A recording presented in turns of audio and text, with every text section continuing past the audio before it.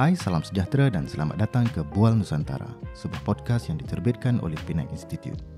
Saya Izzuddin Ramli, pengendali utama podcast ini. Bual Nusantara merupakan sebuah podcast berbentuk perbualan empat mata bersama para sarjana, penyelidik, penulis, aktivis dan sosok awam lain, baik dari Malaysia maupun negara-negara serantau. Kita akan berbual tentang topik-topik seputar sastra, politik, budaya, seni dan pelbagai topik lain yang menarik. Podcast ini mengajak anda untuk mencari sudut pandang baru dalam memahami segala fenomena dan perubahan yang berlaku dalam masyarakat. Ia menghidangkan kepada anda perbualan-perbualan santai namun tetap bersifat intelektual dan provokatif. Sila layari laman sesawang dan Facebook Penang Institute untuk maklumat lanjut. Selamat mendengar.